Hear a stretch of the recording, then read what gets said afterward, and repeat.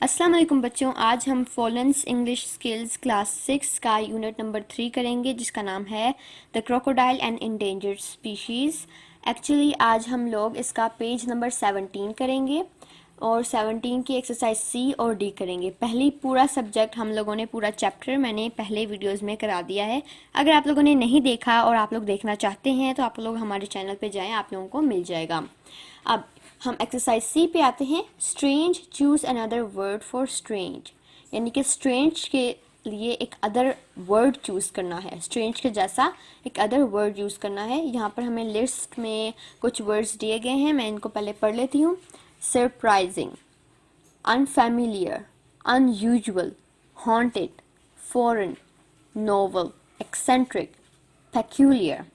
अब मैं आप लोगों को बताती हूँ कि इसको नोटबुक पे कैसे करना है। बच्चों आप लोग देख सकते हैं यहाँ पे मैंने नोटबुक पे जैसे काम करना है वैसे मैंने यहाँ लिख दिया है। क्वेश्चन लिखा है strange, choose another word for strange. Surprising, अब मैं इनका मतलब बताती हूँ। सरप्राइजिंग यानी कि चौंक जाना, सरप्राइज हो जाना। अनफेमिलियर, अनफेमिलियर का मतलब है वो बंदा जो फेमस ना हो यानी जाना पहचाना ना हो। अनयूजुअल यानी रेयर, जो कि आमतौर पर दिखने में ना आता हो। हॉन्टेड यानी कि वो जगह जहाँ भूत प्रेत रहते हैं।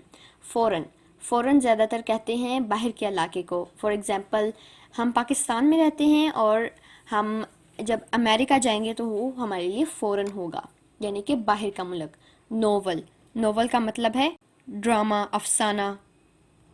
अब है एक्सेंट्रिक, एक्सेंट्रिक का मतलब है a person whose behaviour is slightly strange, वो बंदा जिसका जो बिहेवियर है वो थोड़ा सा अजीब है।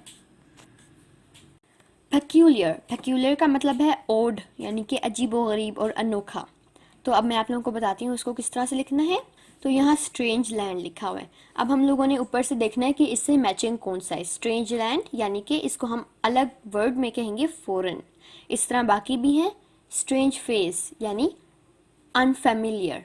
Strange idea, novel. Strange house, haunted. Strange character, eccentric.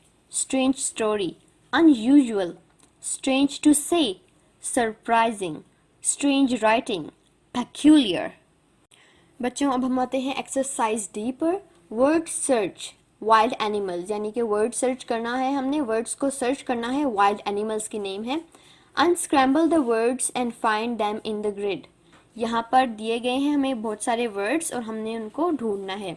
ठीक है, तो यहाँ पर ये आगे पीछे करके लिखे हुए हैं और यहाँ पर हम लोगों ने उनको सीधा करके लिख दिया है, यानी अनस्क्रैम्बल करके लिख दिया है। अब आप लोगों ने नोटबुक पे कैसे करना है, ये आप लोगों ने बुक पे नहीं करना, आप लोगों ने नोटबुक पे करना है। मैं आप लोगों को बताती हूँ कि नोटबुक पे किस तरह से करना है। यहाँ पर हम लोगों ने किस तरह करना है, बस क्वेश्चन लिखना है और आप लोगों ने 1 2 3 करके इनको सीधा जो अनस्क्रैम्बल किया था सिर्फ वही लिखना है। जो आगे पीछे लिखे हुए थे वो भी नहीं लिखना और जो बॉक्सेस बने हुए थे वो भी नहीं लिखना। तो अब मैं पढ़ती हूँ। Number 1 giraffe, number 2 lion, number 3 cheetah, number 4 alligator, number 5 crocodile, number 6 elephant, number 7 gorilla, number 8 moose, number 9 rhinoceros, number 10 camel, number 11 orangutan, number 12 anaconda। तो बच्चों नंबर 11 पे एक एनिमल का नाम आया है जिसका नाम है ओरेंगुटैन। बच्चों ये एक नया वर्ड है, मैं आप लोगों को बताती हूँ ये जानवर किस तरह का दिखता है। ये गोरिल्ला जैसा होता है, उसकी ही किस्म होती है। मैं आप लोगों को उसकी तस्वीर दिखाती हूँ। तो बच्चों जैसा कि आप लोग देख सकते हैं ये गोरिल्ला जैसा होता है। इसका कलर जो है वो ब्राउन सा होता है, रेडिश सा होता है और ये इसकी फेस भी जो होता है गोरिल्ला से थोड़ा सा डिफरेंट होता है, लेकिन ये काफ़ी मुशाबियत रखता है। तो बच्चों अब हम लोग आते हैं एक्सरसाइज ई पर। एक्सरसाइज ई थोड़ी एक्टिविटी है, मैं पढ़ लेती हूँ। Design a badge that you might wear highlighting the need to protect our endangered species, यानी कि आप लोगों ने एक ऐसा बैच तैयार करना है जिससे शो होए कि हमें इंडेंजर्ड स्पीशीज़ को किस तरह से प्रोटेक्ट करना है। और मैंने ये बैज बनाया है, आप लोग देख सकते हैं कितना खूबसूरत रेड कलर का बैज है और इससे शो हो रहा है कि हमें क्रोकोडाइल्स को नहीं मारना चाहिए, हमें पोचिंग स्टॉप करनी चाहिए और ये सब हमारे हाथों में है कि हम उनको बचाएं ना बचाएं। आप लोग जैसे कि देख सकते हैं सेव द स्पीशी, यहाँ पे गन बनी हुई है, एलिगेटर बना हुआ है और उसको क्रॉस किया हुआ है कि ये हमने नहीं करना और ये हमारे हाथों में है और हमें रूल्स को नहीं तोड़ने चाहिए। Stop pushing. तो आप लोगों ने इसी टाइप का बनाना है। आप लोग इसको सर्कल, ओवर, स्क्वायर या किसी भी शेप में बना सकते हैं। बैज बनाना है आप लोगों ने। आप लोग इसको वर्ड में भी बना सकते हैं। मैं आप लोगों को, अगर आप लोग चाहते हैं वर्ड में बनाना और आप लोगों को नहीं आता तो मुझे कमेंट करके बताएं, मैं आप लोगों को वर्ड में भी बनाना सिखा दूंगी और इसको आप लोग नोटबुक पे भी ड्रा कर सकते हैं।